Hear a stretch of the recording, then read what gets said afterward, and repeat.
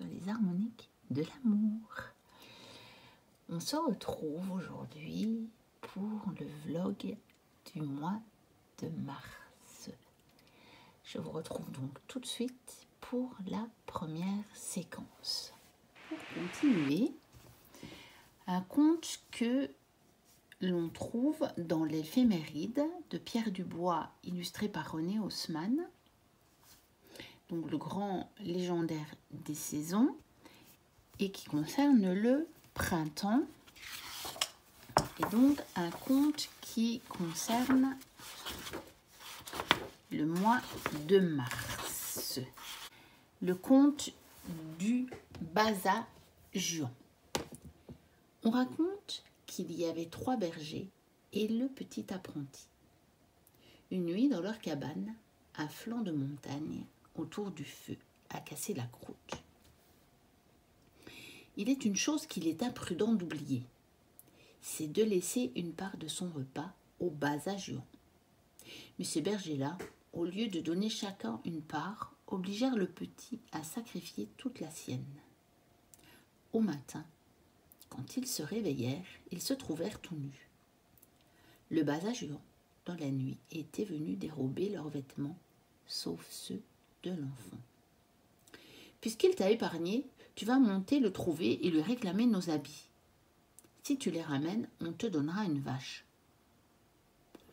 Le gamin n'avait pas d'autre choix que de grimper en tremblant jusqu'à la caverne du seigneur sauvage, où il le trouve assis sur un tas d'eau.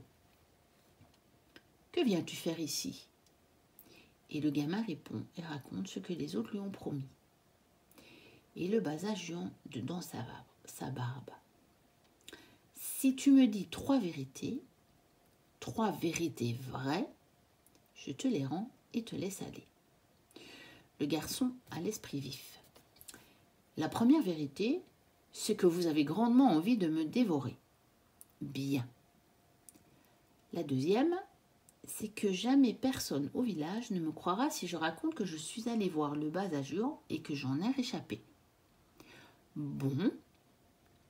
Et la troisième, c'est que je n'avais vraiment pas envie de monter jusqu'ici. Et le Basajuan rit beaucoup de ces 3 vérités. Reprends les vêtements de ces vauriens et avertis-les qu'ils n'oublient plus ce qu'ils me doivent, sinon mes ours les dévoreront. Quand le garçon est redescendu avec les habits de ses compagnons, ils n'en crurent pas leurs yeux. Ils étaient si surpris de le revoir vivant qu'ils lui offrirent de bon cœur la vache promise. Elle lui donna 100 veaux, grâce à un rameau vert offert par le seigneur sauvage. Touche 100 fois ta vache entre les cornes, à l'aide de ce rameau, elle te donnera 100 veaux. Les années ont passé. Le petit berger est vieux maintenant. Basajuan règne toujours sur la montagne là-haut. Alors pourquoi ai-je choisi ce conte?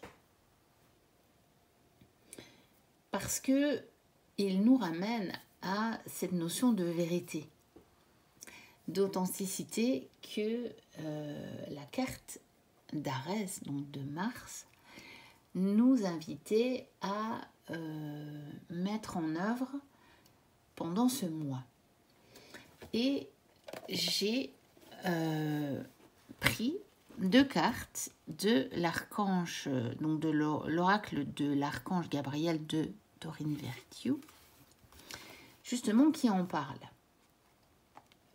Alors c'est très comique parce que j'avais sélectionné le conte avant d'avoir lu le message de la carte de Mars. Parce que bon, quand je prépare le vlog, je note toutes des idées sur le papier. Et puis, bien entendu, donc je fais des choix au fur et à mesure. Et c'était très comique parce que j'avais déjà sélectionné ce conte-là et j'avais déjà sélectionné les cartes sur la vérité et l'authenticité avant la fameuse carte de Mars et de son message. Donc, nous avons exprimé votre vérité intérieure. Vos travaux créatifs sont encore plus splendides s'il reflète des sentiments et des pensées authentiques. On va aller voir le message un petit peu développé dans le petit livret qui accompagne. Si vous vous êtes récemment senti bloqué dans votre créativité, le message de cette carte vous aidera à tout rendre fluide de nouveau. Commencez par exprimer exactement comment vous vous sentez. Écrivez-le, chantez-le, peignez-le, dansez-le, prenez des photos de ce qui vous inspire ou révélez votre vérité intérieure sur le support qui vous plaît. Si vous commencez par être sincère à l'égard de vos sensations du moment, vous déconnectez les blocages créatifs. Si vous vous sentez vulnérable lorsque vous exprimez vos émotions et pensées du moment, souvenez-vous qu'il s'agit d'un processus qui vous mènera à de nouveaux sommets créatifs. Vous n'avez pas besoin de révéler au public vos sentiments gênants. Pourtant, vous devez vous les exprimer à vous-même afin de laisser la place à la créativité authentique. Donc, on vous invite vraiment en ce mois à être totalement authentique, à être totalement vous-même. Donc, authenticité, acceptez que votre vrai moi, que Dieu a créé parfait, possède la force et la connaissance nécessaires à la situation. Et on va donc aller lire aussi le message. Cette carte vous demande de créer à partir de votre voix authentique. Ne changez pas votre travail afin qu'il convienne à la demande du marché. Soyez plutôt vous-même. La créativité consiste à faire quelque chose d'authentique et de nouveau. Si vous copiez le travail des autres, vous n'êtes pas dans la création. Il ne s'agit pas de créer quelque chose qui plaira à tout le monde. Il s'agit de créer ce qui vous attire et ce qui met votre cœur en joie. Laissez la lumière magnifique de Dieu illuminer votre cœur, vos mains et vos créations. Donc je rappelle que le mot Dieu doit être pris ici dans un sens large, comme le créateur, la source, le grand architecte, tout ce que vous voulez. C'est notre énergie vitale, c'est cette énergie qui nous anime, c'est cette énergie qui crée l'univers, y compris nous. Et donc, on laisse tomber le côté religieux si il nous dérange, bien entendu. Et vous voyez, c'est intéressant parce que je passe de la carte de Mars, d'Arès, qui nous propose de bien maîtriser notre énergie de feu en étant dans la vérité, à ce conte qui nous parle de vérité, et on en arrive à la créativité qui correspond quand même assez bien à ce mois de mars, à ce renouveau, parce que c'est quand même pendant ce mois que la sève va commencer à remonter dans la nature et donc à recréer les feuilles, les fleurs et les fruits. Donc, nous sommes en plein mois de renouveau, de floraison et de créativité.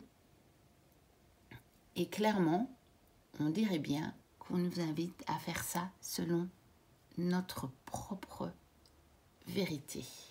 Nous nous retrouvons pour la séquence sur les plantes et les fleurs, on va dire les végétaux. Ce sera plus facile parce que il y a diverses choses. On va commencer par le buis. Et donc, je vais vous donner un petit peu ce qu'on en dit, enfin vous lire, vous montrer ce qu'on en dit dans l'agenda de Paroles de sorcière, donc de celui de cette année, 2022-2023. Donc, nous avons ici le buis. Alors, nous avons l'élément qui correspond, c'est le feu. Hein, on en a déjà parlé, disant que c'était le retour de la sève, hein, donc c'est une énergie feu. La planète, c'est le soleil. Donc les signes, c'est donc Lion et Balance. Les propriétés thérapeutiques du buis. Le buis est connu et reconnu depuis des siècles pour ses effets bénéfiques sur le cuir chevelu. Se frictionner la tête d'une lotion à base de buis ralentit et ou stoppe la chute des cheveux, favorise leur repousse et traite efficacement les problèmes de pellicule. Et donc, si vous voulez, il y a même la recette d'une lotion capillaire. Donc, 40 g de feuilles fraîches hachées finement et mises à macérer dans un demi-litre d'alcool à 45 degrés, par exemple de la vodka. Laissez macérer 2 semaines, filtrer et ajouter une cuillère à soupe de glycérine végétale et puis bien secouer avant usage. Alors nous avons d'autres pouvoirs magiques. Persévérance, protection divine, guérison, immortalité. Également appelé bois béni, le buis a toujours été utilisé pour ses grands pouvoirs en magie. Arbre solaire, poussant extrêmement lentement dans les sols calcaires et rocailleux. Il est symbole de force, de persévérance et de longévité. Son bois est l'un des plus durs de règne végétal, parfait pour réaliser des mortiers et pilons en cuisine, mais aussi les cochonnets de pétanque. Voilà.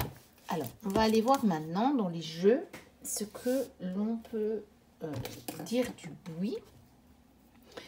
Et j'ai sorti un jeu que je pense que je vous ai encore jamais montré, qui s'appelle donc le Tarot des Fleurs, qui est un vieux jeu, d'ailleurs vous le voyez à la boîte, de chez Grimaud, France Cartes, en 1989.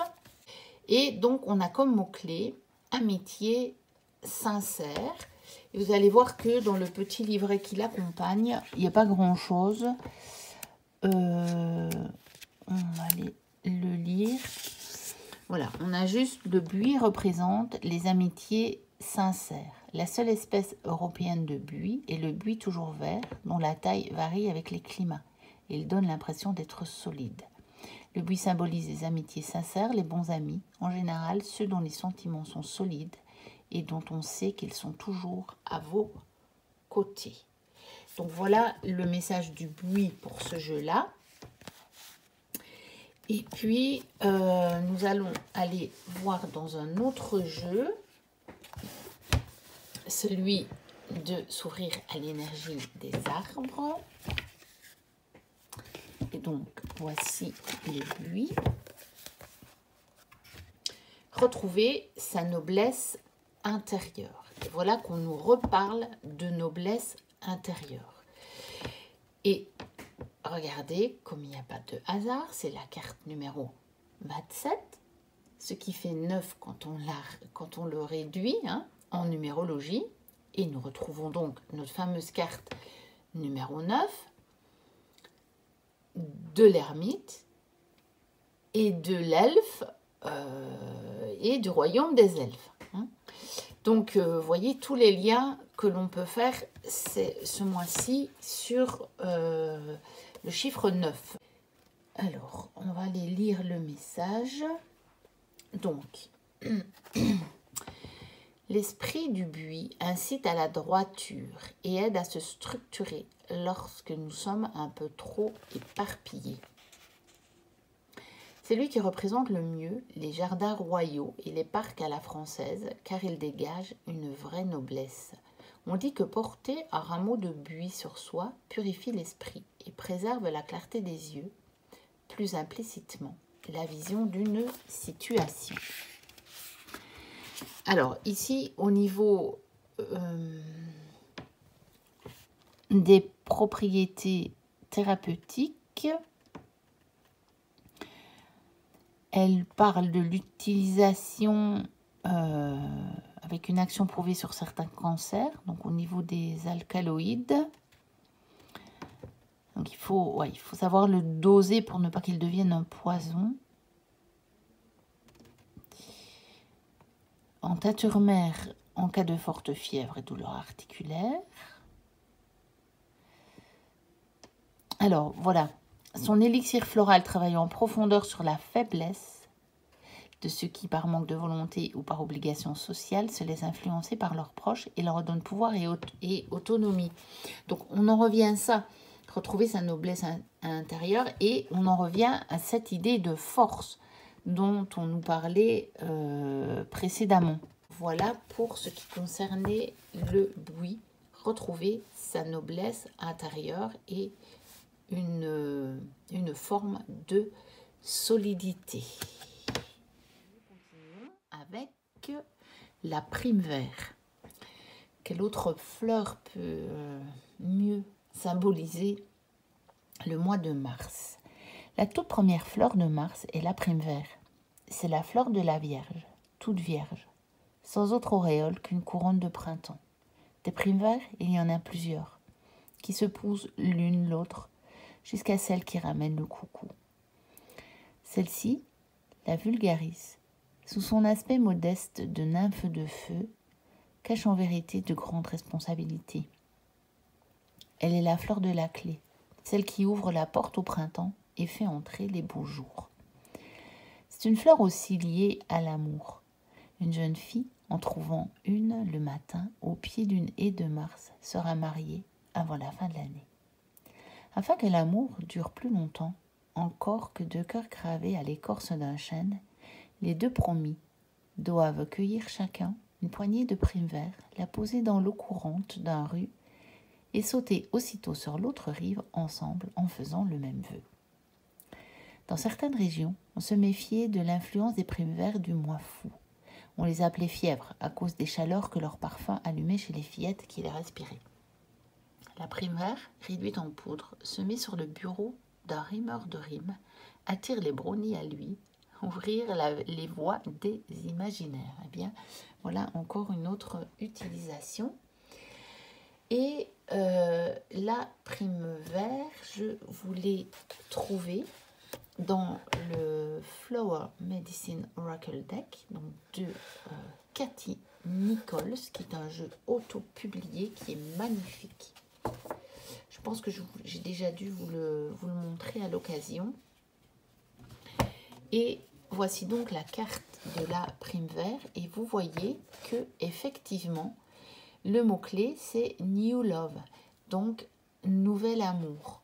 Et on peut aller voir dans le petit livret qui accompagne, mais il n'y a pas grand-chose. Il est assez succinct. Prime vert, prime rose, voilà. Donc, on a juste nouvel amour. Vous vous sentez comme un adolescent, ou vous en êtes un. Voilà. Donc, un nouvel amour, un renouveau. C'est clair que le printemps, c'est ce qu'on dit toujours, hein, c'est quand même la saison des amours. Donc, voilà pour ce qui concerne la prime vert. Et on va enchaîner avec la violette. Et donc, au niveau de la violette, voici ce qu'on en dit.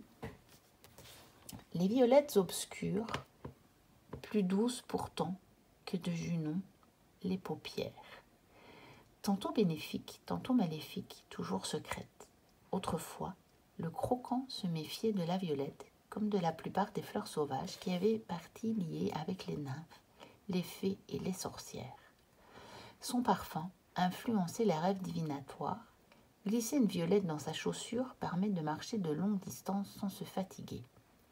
Manger, sans la mâcher, les yeux levés au ciel, la première violette que l'on voit assure santé et bonheur toute l'année.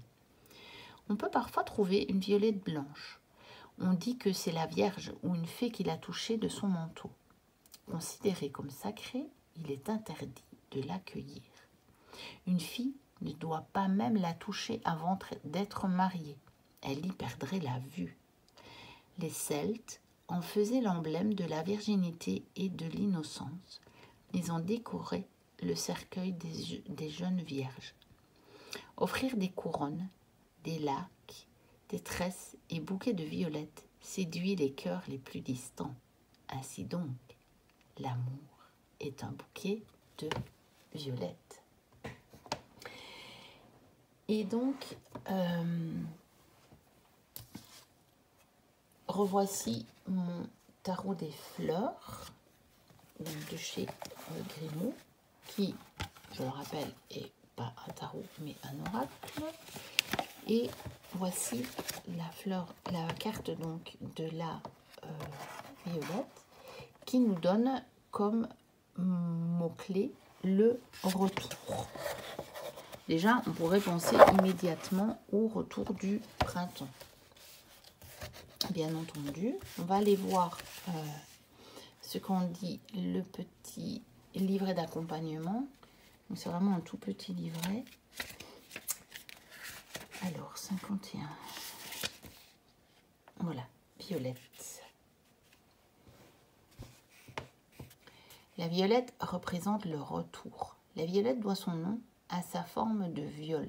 On peut en trouver toute l'année. À la fin de 1814, comme Napoléon était exilé à l'île d'Elbe, ses fidèles allaient partout, répétant que l'empereur reviendrait avec la violette. Effectivement, Napoléon revint en mars et ce furent les 100 jours et Waterloo. 3 mois durant lesquels la violette fut le symbole de la France bonapartiste. La violette symbolise bien le retour, mais plus précisément des retrouvailles, qu'elles soient sentimentales ou maternelles. Donc voilà, peut-être aussi le retour de l'amour, mais on peut y voir aussi le retour du printemps, car moi en tout cas, vous savez que avec ce genre d'oracle, avec ce genre de petits livrets qui accompagnent, j'élargis très fort les significations à partir soit des mots-clés, soit du symbolisme, parce que sinon c'est extrêmement réducteur et vous n'allez rien comprendre dans vos tirages. Parce que vous pouvez très bien sortir cette carte-là dans un tirage qui n'a rien à voir avec le sentimental, et alors, vous allez en faire quoi? Rien du tout, ça peut être un retour de n'importe quoi. Je pense qu'on peut y voir la symbolique du retour du printemps, et à partir de là, ça peut être le retour de ce qu'on désire, ça peut être le retour d'un renouveau, ça peut être enfin, tout ce qu'on peut imaginer selon la situation. Donc ici, on nous parle de la violette comme de la fleur du retour. Alors, elle figure aussi dans cet oracle, donc qui est l'oracle de phytothérapie de Mademoiselle Millepétale, de Sylvie Lavoie et Gabriel Sanchez. Je pense que je ne vous ai jamais encore montré ce jeu. C'est un jeu que j'apprécie beaucoup, que je trouve très bien fait. Donc il est chez Très Daniel, je pense qu'il est encore disponible. Donc ici on a vraiment un petit livre d'accompagnement. Et donc au niveau de la violette, voici la carte.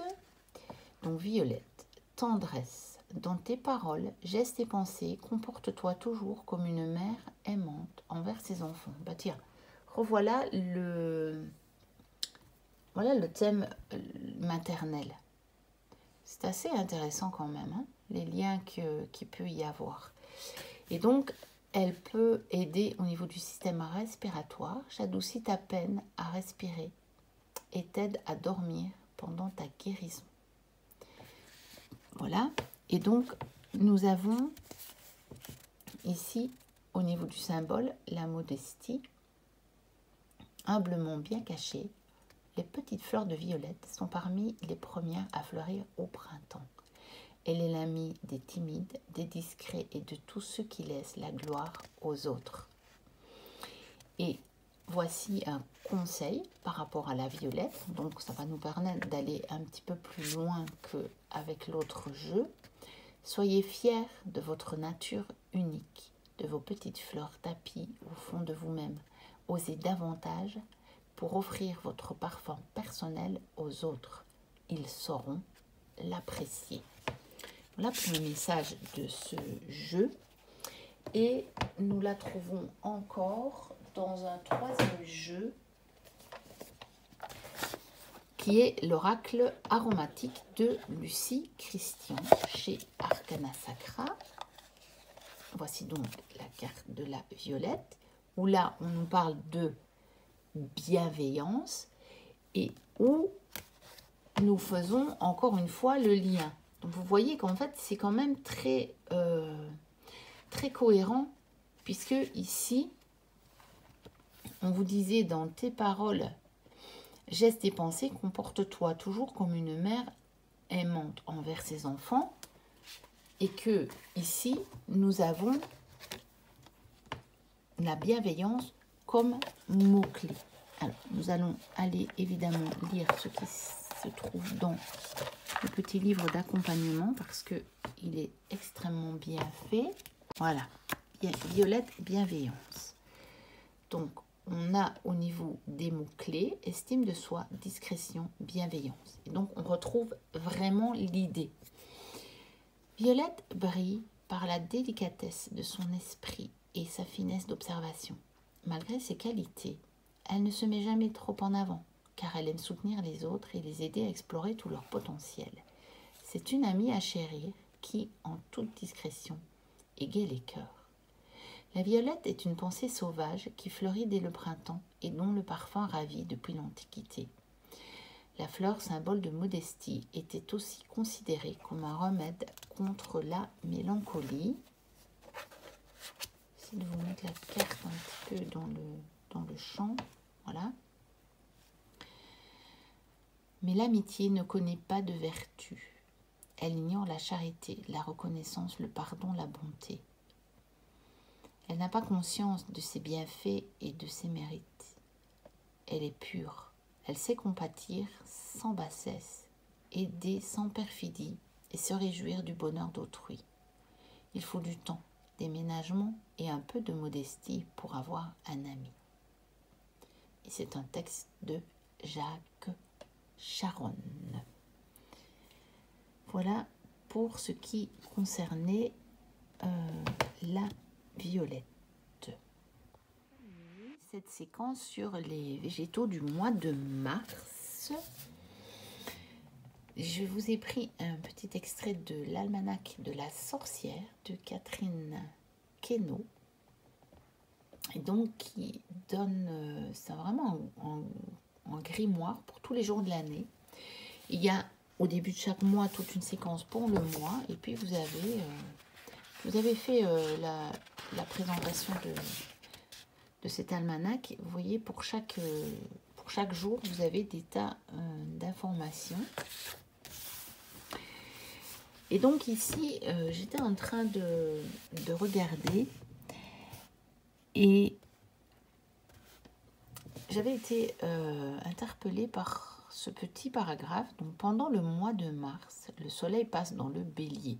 Ça, on le sait. Donc vers la fin du mois. C'est à ce moment-là qu'on doit cueillir la verveine.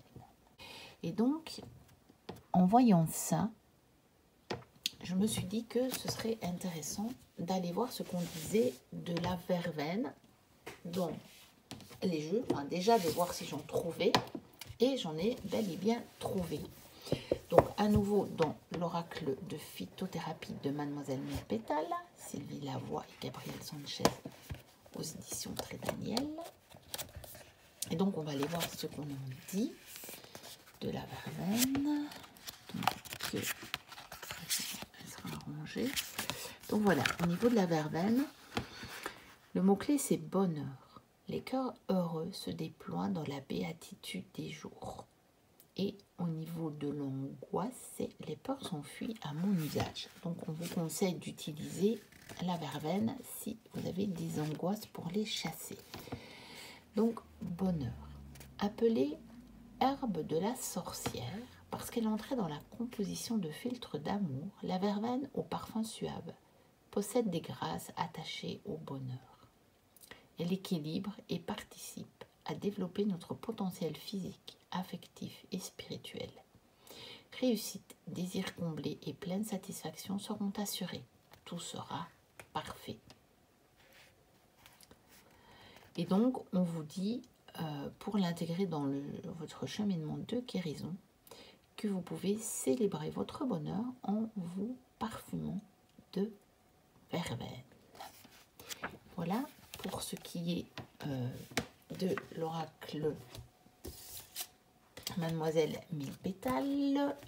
Alors, la verveine figure aussi dans un autre de mes jeux qui est l'oracle du peuple végétal, donc d'Arnaud Rioux, et qui a été illustré par Marie-France Venon.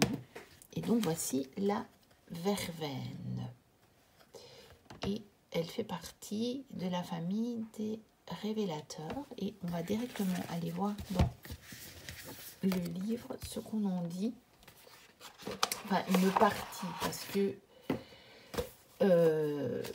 ce livre, c'est un très gros livre, est une véritable bible, presque, je dirais, sur les végétaux.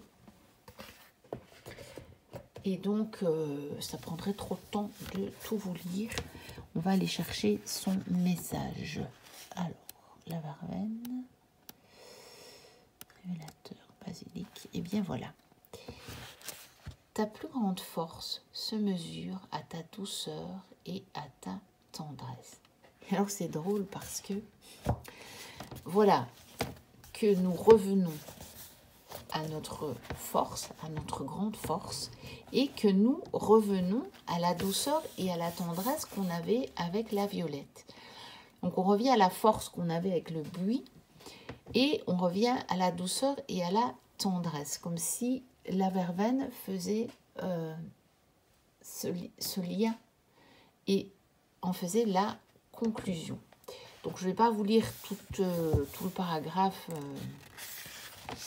au niveau de la plante parce que ça va être beaucoup trop long. Alors on va prendre les mots-clés. Donc l'amour, la douceur, la sensualité, la constance, le sommeil, les rêves, l'habitude, la sécurité, la pérennité, la digestion, la fidélité, le calme et la plénitude, pour en revenir finalement au mot bonheur qu'on avait dans l'autre oracle, au niveau de la plénitude. Donc le message de la verveine. Lorsque vient la nuit, je me répands. Et il y a des informations qu'il m'est plus facile de te communiquer lorsque tu dors. Lorsque tu dors, ton esprit est au repos. Tous les filtres disparaissent. Tu ne cherches plus à contrôler et à tout comprendre. Ton mental s'apaise et tu sors de la comparaison, de la compétition, pour revenir à ce que tu es profondément et dans ton essence. Je peux plus facilement communiquer avec toi la nuit, car tu es moins rationnel. Je peux alors transmettre des messages à ton âme en utilisant des images symboliques, des histoires, des mythes. Je croise ces histoires et ces représentations comme un peintre joue de ses couleurs et de ses reliefs. Es-tu assez attentif à tes yeux, à ton sommeil, à ce que te dit ton inconscient? Sais-tu entendre ce que tu ne comprends pas, ce que tu ne contrôles pas et ce que tu ne maîtrises pas? C'est un bel apprentissage qui t'attend, celui de t'aventurer sur un terrain où tu n'as pas le contrôle. Cela va te demander de ralentir, de faire confiance, de te rappeler à la douceur du quotidien, là où tout n'est que découverte, paix et amour. Et donc, voilà le message de la verveine pour ce mois de mars. Et cela terminait la séquence sur les végétaux. N'hésitez pas à liker, à commenter, à vous abonner si mon contenu vous plaît. Moi, je vous dis à très bientôt pour une prochaine vidéo. Et d'ici là, portez-vous bien. Bye bye.